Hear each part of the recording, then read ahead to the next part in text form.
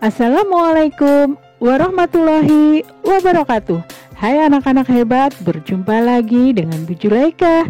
Di video kali ini kita akan belajar tentang pengaruh kegiatan ekonomi terhadap kesejahteraan masyarakat. Siapkan dan buka buku kalian ya, tematik kelas 5, tema 8, subtema 3, IPS.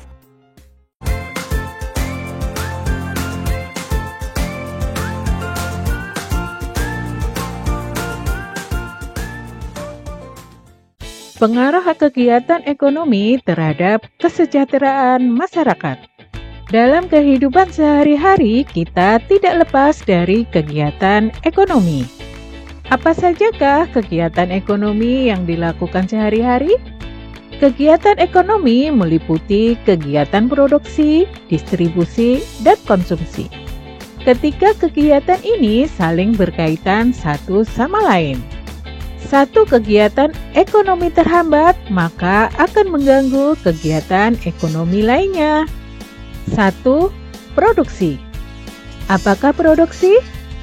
Amatilah kegiatan ekonomi seorang petani. Petani menanam tanaman padi di sawah, lalu memberi pupuk dan menyiangi rumput yang tumbuh di sela-sela tanaman padi. Setelah bulir-bulir padi mulai bernas, petani mengusir burung-burung yang berusaha makan bulir-bulir padi itu. Saat padi menguning, itulah saatnya petani memanen. Hasil panen lalu dijual. Dari ilustrasi tersebut, petani telah melakukan kegiatan produksi.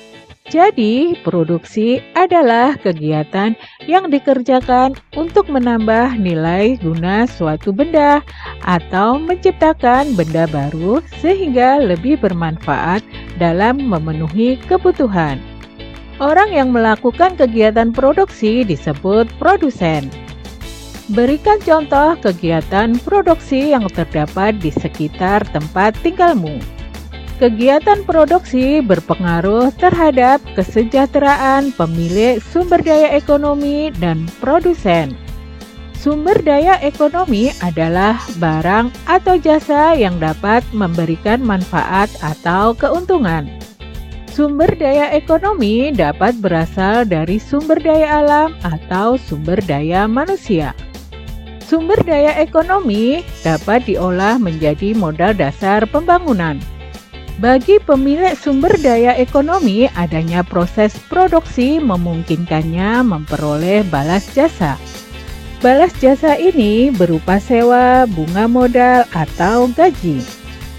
Dengan balas jasa ini, pemilik sumber daya ekonomi dapat memenuhi kebutuhan hidup.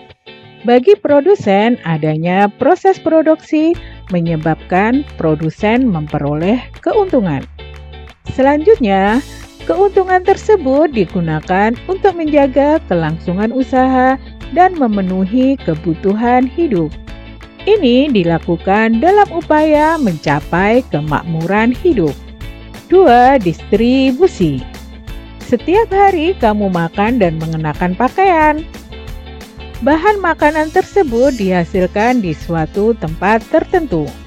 Pakaian juga diproduksi di tempat tertentu lainnya. Untuk mendatangkan bahan makanan dan pakaian diperlukan kegiatan penyaluran. Kegiatan inilah yang disebut distribusi. Jadi, distribusi adalah kegiatan menyalurkan hasil produksi dari produsen ke konsumen. Orang yang melakukan kegiatan ini disebut distributor. Kelancaran distribusi barang membutuhkan sarana transportasi dan jalan yang memadai. Tujuannya agar hasil produksi dapat segera sampai kepada konsumen dengan cepat dan tepat, sehingga kebutuhan konsumen segera terpenuhi. 3. Konsumsi. Perhatikan aktivitas teman sekolah ketika waktu istirahat. Ada yang jajan di kantin, ada pula yang makan bekal dari rumah. Jajan di kantin dan makan bekal termasuk kegiatan konsumsi. Konsumsi adalah kegiatan manusia mengurangi atau menghabiskan nilai guna suatu barang atau jasa untuk memenuhi kebutuhan. Orang yang melakukan kegiatan konsumsi disebut konsumen. Untuk mengonsumsi barang atau jasa, masyarakat mengeluarkan pengorbanan tertentu. Pengorbanan dapat berupa uang atau waktu. Dari uraian di atas, kamu mengetahui kegiatan ekonomi dan dampaknya bagi masyarakat. Kegiatan ekonomi dapat berdampak positif terhadap peningkatan kesejahteraan masyarakat. Menghargai kegiatan usaha ekonomi orang lain. Kamu telah memahami kegiatan ekonomi yang berkembang di Indonesia. Setiap orang akan melakukan kegiatan ekonomi untuk memenuhi kebutuhan hidup. Ada yang menjadi petani, penjahit, pedagang, nelayan, pegawai swasta, pegawai negeri, tenaga medis, pengusaha, dan lainnya. Kegiatan ekonomi yang dilakukan setiap orang melibatkan orang lain. Keterlibatan orang lain dapat dilihat dari kegiatan produksi, distribusi, dan konsumsi. Pada kegiatan produksi, orang yang terlibat adalah tenaga kerja. Pemakaian tenaga kerja dimaksud untuk memperlancar kegiatan produksi. Tenaga kerja akan memperoleh balas jasa dari produsen berupa upah atau gaji dari produsen. Selanjutnya, barang hasil produksi akan disalurkan kepada konsumen atau masyarakat oleh distributor. Dari kegiatan penyaluran barang tersebut, distributor akan memperoleh keuntungan.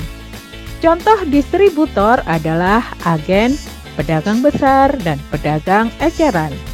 Konsumen adalah pihak yang mengkonsumsi barang dan jasa untuk memenuhi kebutuhan hidupnya.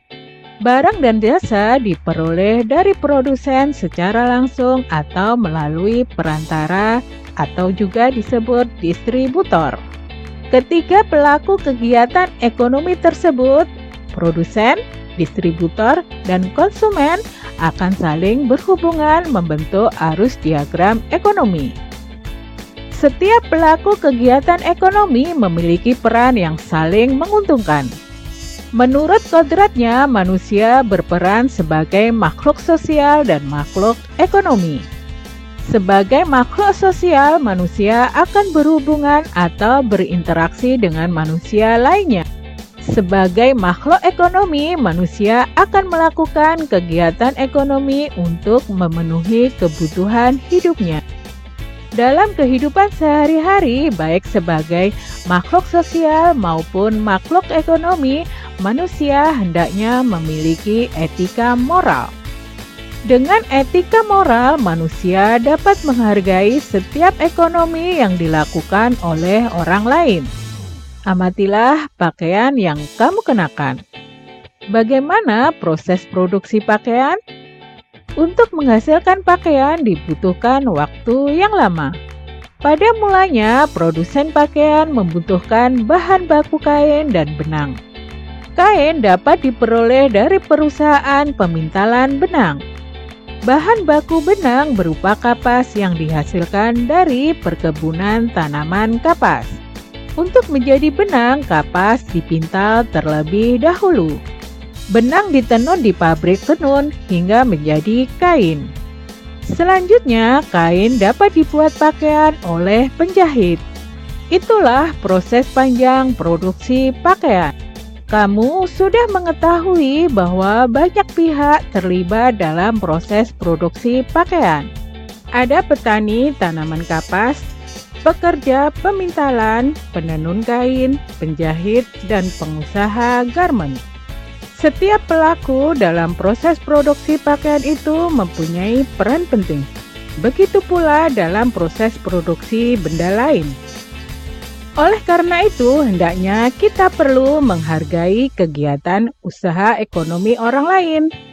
Bagaimana cara kita menghargai kegiatan usaha ekonomi orang lain?